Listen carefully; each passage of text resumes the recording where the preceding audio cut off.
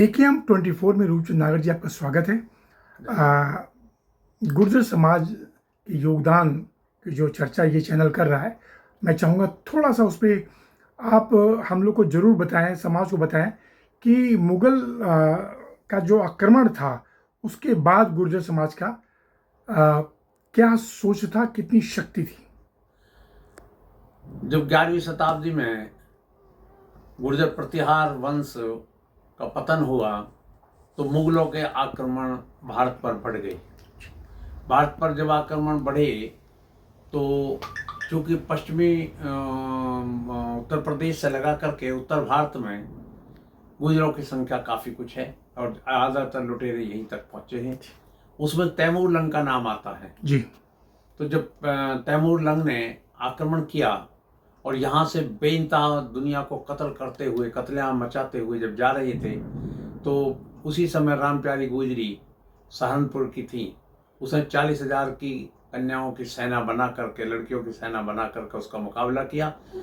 आज तो भारत की सरकार या कोटे से लड़कियां जा रही हैं, उस समय 40,000 की सेना को इकट्ठा करना गुर्जर समाज के अंदर ये दर्शाता है कि इनमें संगठनात्मक शक्ति किस तरह से भरी हुई थी और उन्होंने तैमूर लंग को अपने भाले से बीन करके मारा। इतना ही नहीं, मैं लेटेस्ट बता देता हूँ, बीच में भी बहुत सारे वो हुए हैं। जब इनके इतिहास को पढ़ेंगे, एक आपने माँ पन्नाधाय का नाम सुना होगा। पन्नाधाय के बेटे का नाम चंदन था और उदय सिंह को वो दूध पिलाती थी, क्योंकि दूध पिलाने वाले को धाय बोलते हैं। तो दूध पिलाती थी। उसके चाचा ने जब उस पर आक्रमण करके पता चला कि उसको मारने के लिए आ रहा, तो उसने अपने लड़के को लिटा करके, दुनिया के इतिहास में देखिए एक्सीडेंट हो जाए, लड़का मर जाए तो कोई बड़ी बात नहीं है, भाई माँ बाप रोते रहेंगे, लेकिन अपनी आंखों के सामने अपने बच्चे को लिटा करके और अपने सामने कत्ल करवाना और महाराजा उदय सिंह को बचा करके लाना, ये बहुत बड़े त्याग की पराकाष्ठा है। मिलेगा नहीं ऐसा त्याग ना, अभी तक के इतिहास में नहीं मिलेगा, इतिहास में नहीं मिलेगा। तो ये ऐसा इतिहास ये गुर्जर समाज का रहा है। कुछ और वाक्य सर?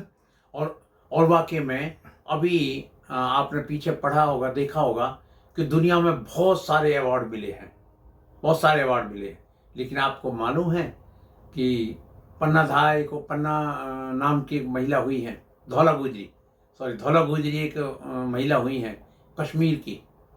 वो एक अनपढ़ होते हुए बकरी चराने के बावजूद उसको पद्मश्री के अवार्ड से नवाजा गया था, क्योंकि उसने पाकिस्तान के कुछ आतंकवादी जो भारत की सेना के लिए सुरंग बिछा रहे थे, उनको अपनी कॉक में दबा करके और 1 किलोमीटर लंबी दूरी तक खींच करके ले करके और भारत सरकार के जो सैनिक थे, जो हमारी सेना थी, उसके हवाले किया और ये बताया कि ये बच्चे पता नहीं वहाँ कुछ कर रहे थे, ये जिक्र कर रहे थे कि भारत की सेना यहाँ आएगी और मर जाएगी। इसी बात को जब उन्होंने देखा तो सुरंग बिछा करके गए थे, तो उस पर भारत सरकार ने उनको पद्मश्री का अवार्ड दिया। इससे बड़ा और उदाहरण क्या देंगे? गुर्जर समाज का त्याग का उदाहरण इससे बड़ा क्या हो सकता है? रूपचंद नागर जी, गुर्जर गाथा में विस्तार पूर्वक किसी अन्य एपिसोड में बात करेंगे। आपका बहुत बहुत धन्यवाद सर।